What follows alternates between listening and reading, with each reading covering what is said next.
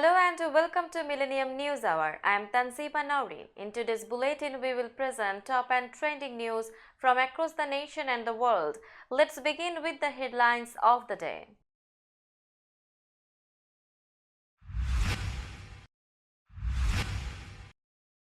Biden says Labor nominee Julie Su represents American dream.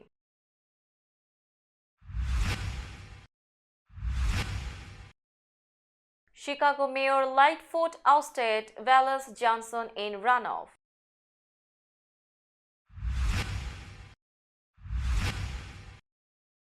New China committee debuts, warns of existential struggle.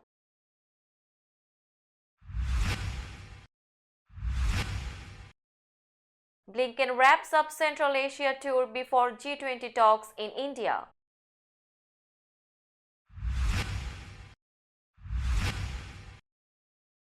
Supreme Court seems ready to reject student loan forgiveness.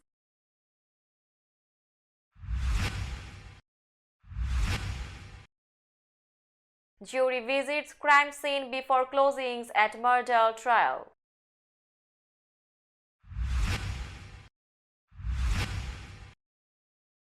US sues chemical company over cancer risk to minority area.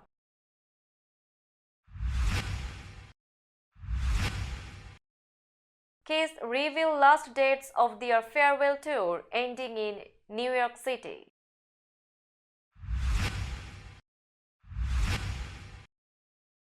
Greece's worst ever rail crash kills dozens, crushes cars.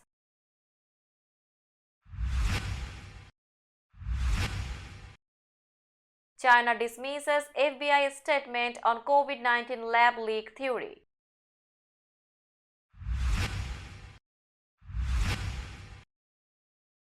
UN scrambles to reunite families after Turkey-Syria quake.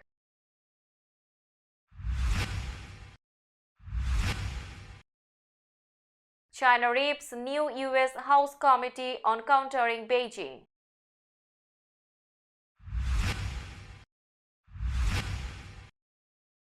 China-Belarus presidents call for Ukraine ceasefire talks.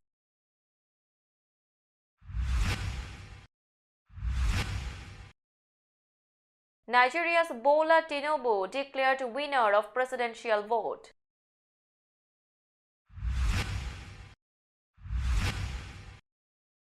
At least 22 people, including children, abducted in Congo.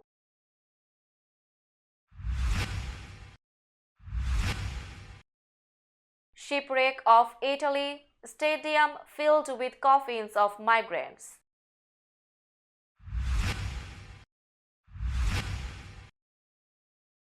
Israeli police crackdown, clash with anti-Netanyahu protest.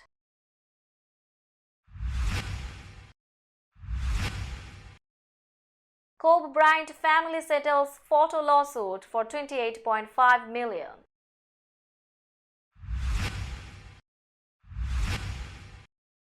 J.C. Diggins becomes first American to win XC Gold at Worlds.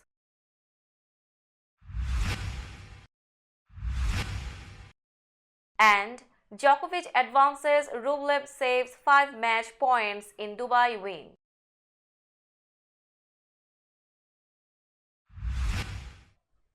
Now news in detail. President Joe Biden said Wednesday that his Labor Secretary nominee, Julie Su, is a real leader who has supported unions, enforced worker safety, and protected the victims of human trafficking.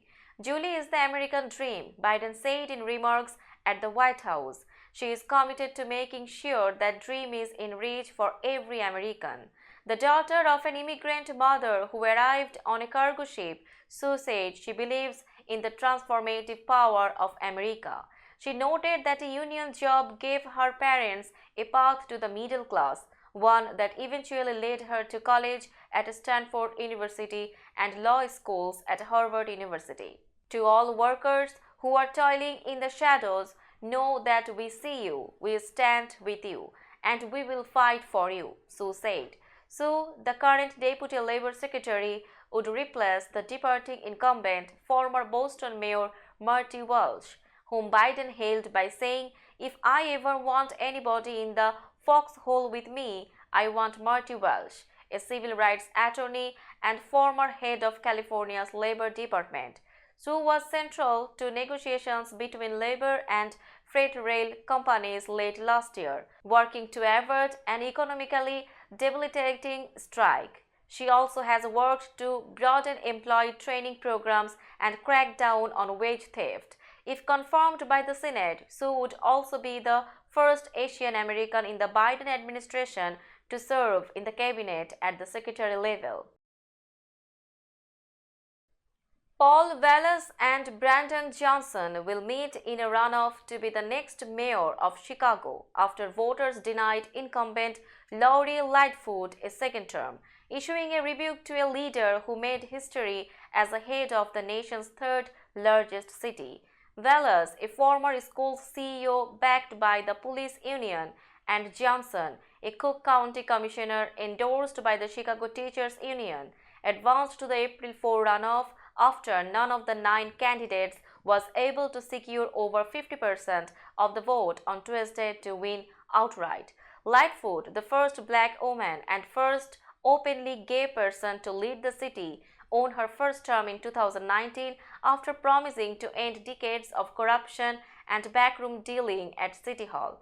But opponents blamed Lightfoot for an increase in crime that occurred in cities across the US during the pandemic and criticized her as being a divisive, overly contentious leader. She is the first elected Chicago mayor to lose a re-election bid since 1983, when Jane Byrne, the city's first female mayor, lost her Democratic primary. Speaking to supporters Tuesday night, Lightfoot called being Chicago's mayor the honor of a lifetime. A special House committee dedicated to countering China began its work Tuesday with a prime-time hearing in which the panel's chairman called on lawmakers to act with urgency and framed the competition between the US and China as an existential struggle over what life will look like in the 21st century. While some critics have expressed concern the hearings could escalate US-Chinese tensions, lawmakers sought to demonstrate unity, and the panel's top Democrat made clear that he doesn't want a clash of civilizations, but a durable peace. Tensions between the US and China have been rising for years, with both countries enacting retaliatory tariffs on an array of imports during President Donald Trump's time in office. China's OPEC response to the COVID-19 pandemic, its aggression toward Taiwan, and the recent flight of a possible spy balloon over the US have fueled lawmakers' desire to do more to counter the Chinese government. The new Select Committee on the Chinese Communist Party is expected to be at the center of many of their efforts over the next 2 years. US Secretary of State Antony Blinken wrapped up a brief tour of Central Asia in Uzbekistan on Wednesday before heading to India for what is expected to be a contentious Ukraine-dominated meeting of foreign ministers from the Group of 20. Blinken met in Tashkent with senior Uzbek officials a day after warning his counterparts from all 5 Central Asian nations about the dangers posed by Russia's invasion of Ukraine. Blinken told reporters after his talks in Tashkent that the invasion had fostered deep concern across the region. After all, if a powerful country is willing to try to erase the borders of the sovereign neighbor by force, what's to stop it from doing the same to others? He said, speaking at a meeting with Uzbekistan's acting foreign minister. Blinken said he believed the United States and Central Asia shared those concerns, even though the former Soviet states have towed a delicate line when it comes to condemning Russia for the war.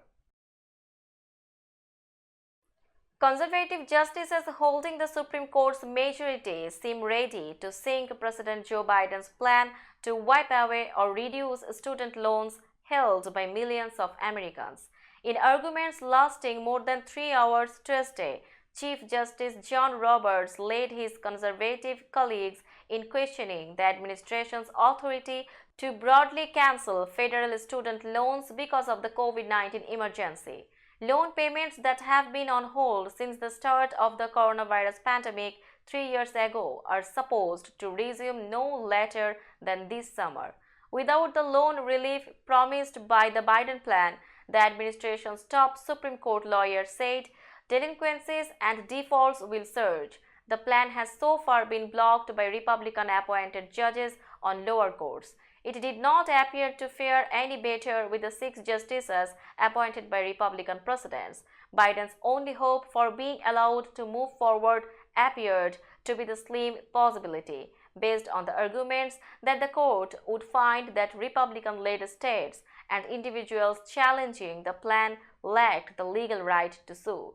That would allow the court to dismiss the lawsuits at a threshold stage without ruling on the basic idea of the loan forgiveness program that appeared to trouble the justices on the court's right side.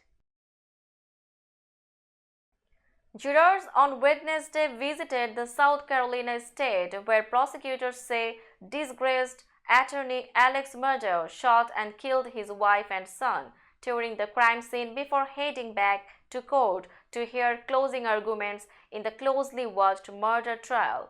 Vans with tinted windows took the jury about 30 minutes from the courthouse in Walterboro to the Murdaugh home called Moselle in the swamps of Colleton County. The judge allowed them to see the area around dog kennels where the killings happened and the outside of the family's home. A pool reporter who got a brief glimpse of the jurors said one of them stood in the feed room doorway where 22-year-old Paul Murdaugh was killed and glanced up to where witnesses said blood and hair from the victim was found.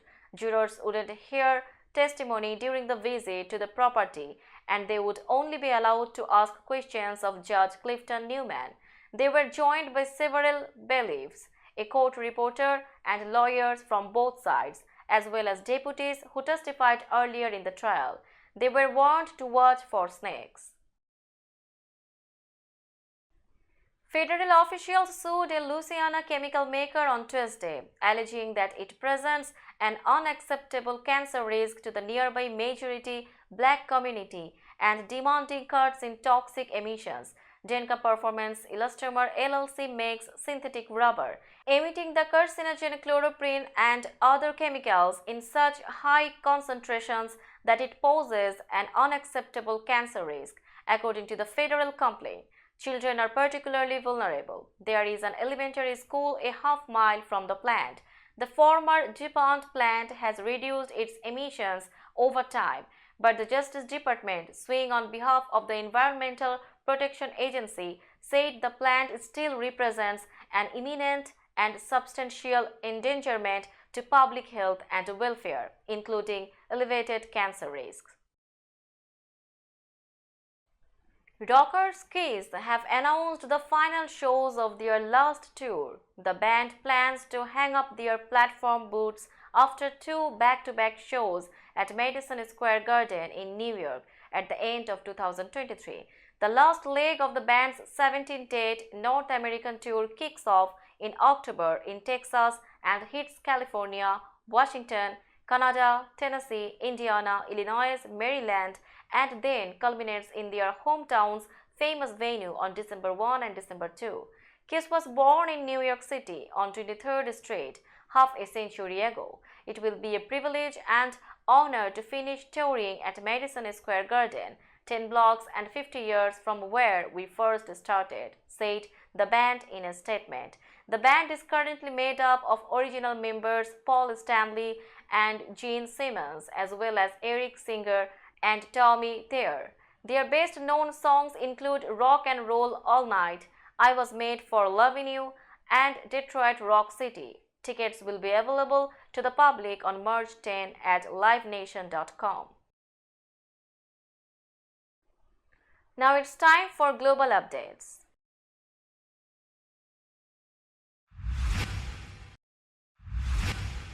Rescuers searched Wednesday through the burned-out wreckage of 2 trains that slammed into each other in northern Greece, killing at least 36 people and crumpling several carriages into twisted steel knots. Transport Minister Kostas Karamanlis resigned, saying he felt it was his duty to step down as a basic indication of respect for the memory of the people who died so unfairly. The cause of the crash near the Vale of Thames, a river valley about 380 kilometers north of Athens, was not immediately clear, but the station master in the nearby city of Larissa was arrested Wednesday. The police did not release his name. Another two people have been detained for questioning. It's unclear at what speed the passenger train and the freight train were traveling when they ran into each other just before midnight Tuesday. But survivors said the impact threw several passengers through the windows of train cars. State broadcaster ERT quoted rescuers saying they found some victims' bodies 30 to 40 meters from the impact site. For the second day in a row, China on Wednesday dismissed US suggestions that the COVID-19 pandemic may have been triggered by a virus that leaked from a Chinese laboratory. Responding to comments by FBI Director Christopher Wray, Foreign Ministry spokeswoman Mao Ning said the involvement of the US intelligence community was evidence enough of the politicization of origin tracing. By rehashing the lab leak theory, the US will not succeed in discrediting China, and instead it will only hurt its own credibility, Mao said. We urge the US to respect science and facts, stop turning origin tracing into something about politics and intelligence, and stop disrupting social solidarity and origins cooperation, she said. In an interview with Fox News that aired Tuesday, Ray said the FBI has for quite some time now assessed that the origins of the pandemic are most likely a potential lab incident in Wuhan. Referring to efforts to trace the origin of the coronavirus, he added, I will just make the observation that the Chinese government, it seems to me, has been doing its best to try to thwart and obfuscate the work here, the work that we are doing, the work that our US government and close foreign partners are doing, and that's unfortunate for everybody. On Tuesday, Mao pushed back at a report from the US Department of Energy that assessed with low confidence that the virus that was first detected in Wuhan in late 2019 leaked from a nearby government laboratory. The report hasn't been made public, and officials in Washington stressed that US agencies are not in agreement on the origin of the virus. Reuniting children with their missing family has become a top priority in the aftermath of last month's massive earthquake that struck Turkey and Syria, the head of the UN Children's Agency said Wednesday. UNICEF Executive Director Catherine Russell said the February 6 quake that rocked southeast Turkey and parts of northern Syria has compounded existing crises in war-torn Syria. The first challenge is figuring out if children's parents are alive in some place and if they are trying to reunite them, she told the Associated Press, speaking at a school in the northern Syrian city of Aleppo. Since the quake, the school has been turned into a shelter for families who lost their homes. In Turkey, Derya Yanık, the Minister for Family Affairs, said Wednesday that more than 1,800 unaccompanied children have been reunited with their families since the quake. Efforts were underway to identify 83 other children and reunite them with family members, Yanık said. Some of the children who have not been identified were still in intensive care in hospitals in Turkey, she added, and more than 350,000 families had applied to foster children orphaned by the quake. The Turkey-Syria earthquake killed at least 50,000 people and injured many more, according to the UN. Tens of thousands still missing and hundreds of thousands homeless. In Syria, at least 6,000 were killed in total, in both government-controlled areas and in the rebel-held territory in the country's northwest. China lashed out Wednesday at a new US House committee dedicated to countering Beijing, demanding its members discard their ideological bias and zero-sum Cold War mentality. The House Select Committee on the Chinese Communist Party must view China and China-US relations in an objective and rational light, Foreign Ministry spokesperson Mao Ning said at a daily briefing.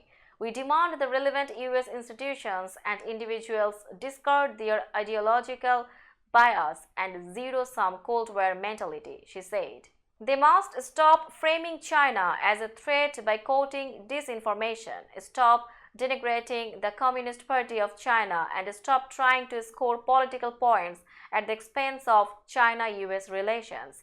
The committee began its work Tuesday with a prime-time hearing in which its chairman called on lawmakers to act with urgency, framing the competition between the US and China as an existential struggle over what life will look like in the 21st century. The presidents of China and Belarus joined Wednesday in urging a ceasefire and negotiations to bring about a political settlement to the Ukraine conflict. The joint call came in a meeting in Beijing between Belarusian President Alexander Lukashenko, a close ally of Russia, and his Chinese counterpart Xi Jinping, that amounted to an endorsement of a Chinese 12-point peace proposal issued Friday that calls for the territorial integrity of all countries to be respected. The proposal does not say what would happen to the regions Russia has occupied since the invasion or give details on how the peace process should proceed, and has failed to gain much support. Election officials declared Bola Tinubu the winner of Nigeria's presidential election Wednesday, keeping the ruling party in power in Africa's most populous nation and raising the specter of protests by opposition supporters who already have called for the vote to be voided. Tinubu, who is 70 years old, the former governor of Lagos State, appealed for reconciliation with his rivals in a pre-dawn victory speech in the capital Abuja. The running mate of one opposition candidate, though, signaled a court challenge was imminent. Nigeria, Africa's largest economy and one of the continent's top oil producers, has seen deadly violence erupt after previous presidential elections.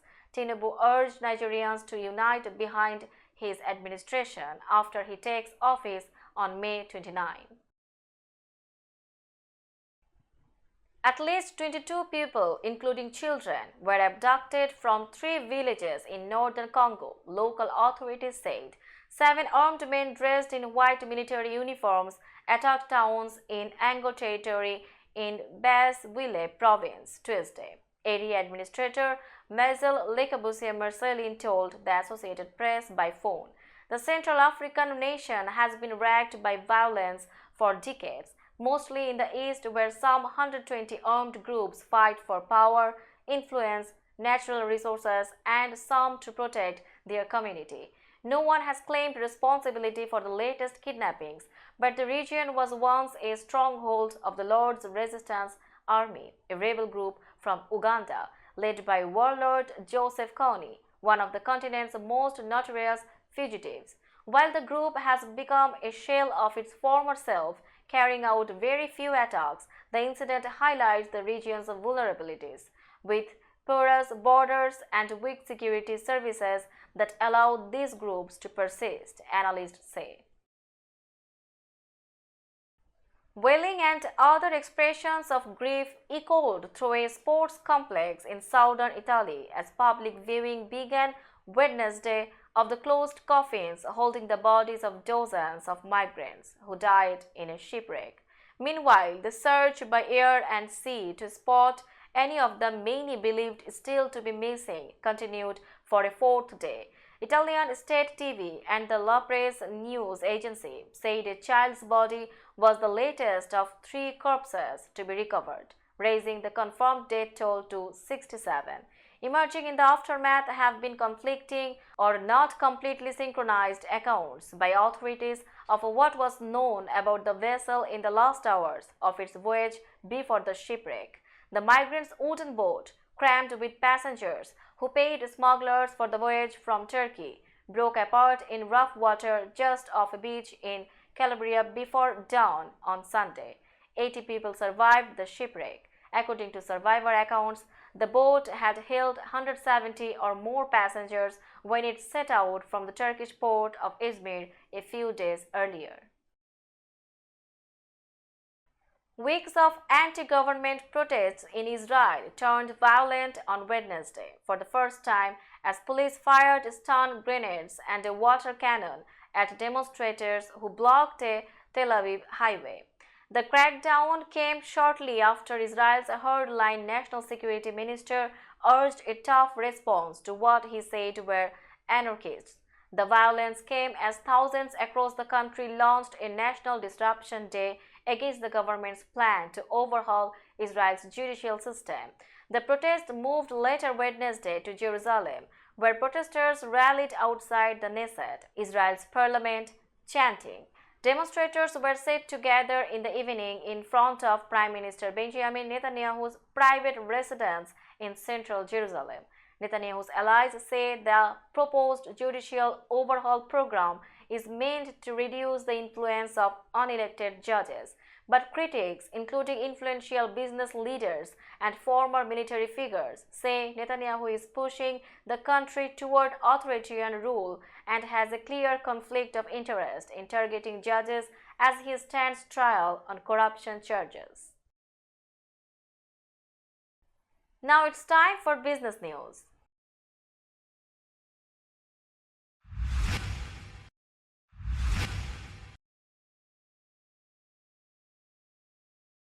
Today's New York stock close price is 15,428.97. The NYSE Composite is decreased by 63.96 points or 0.49%.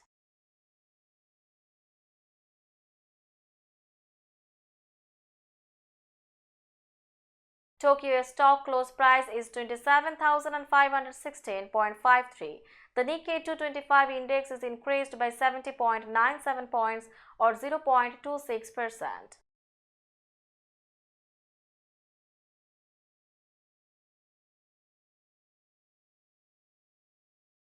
Shanghai stock close price is 3,312.3478. The Shanghai Composite Index is increased by 32.74 points or 1.00%.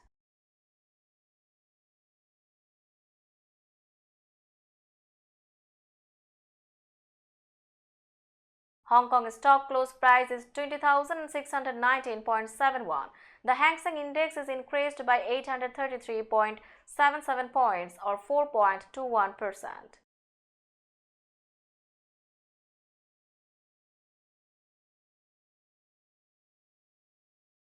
Bombay stock close price is 59,411.08. The Sensex Index is increased by 448.96 points or 0.76%.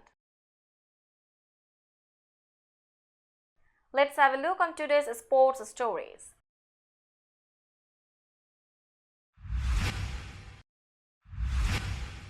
The family of the late Kobe Bryant has agreed to a $28.5 million settlement with Los Angeles County to resolve the remaining claims in a lawsuit over deputies and firefighters sharing grisly photos of the NBA star, his 13-year-old daughter, and other victims killed in a 2020 helicopter crash, attorneys and court filings said Tuesday.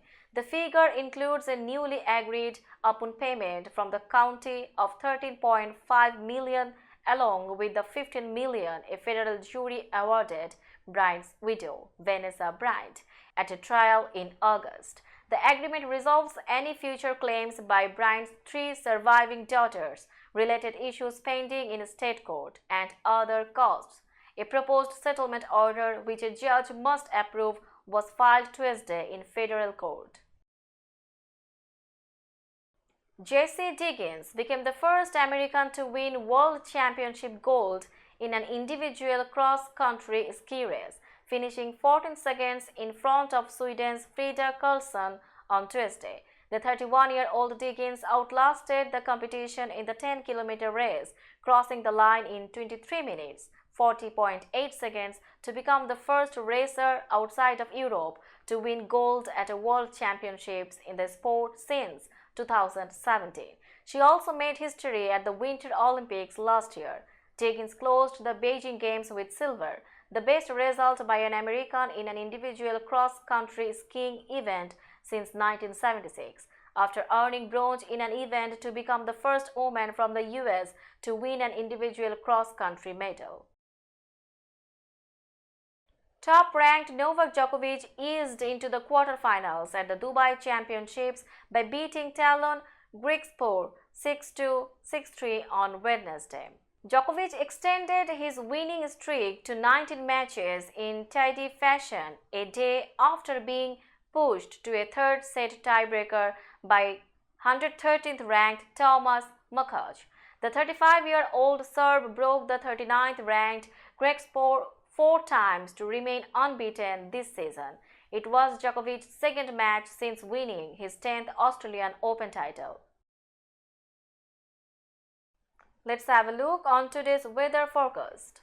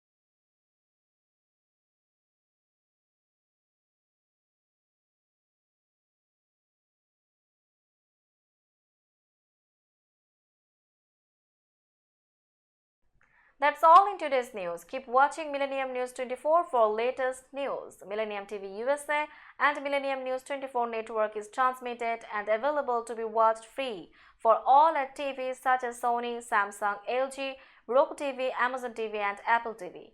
And also in all European countries and Australia, available with the Sky Network, Worldwide Jagu TV, Radiant IPTV, Worldwide Jagu BD Network and Horizon Satellite globally. Stay connected with us for all types of informative and entertainment programs. Thank you.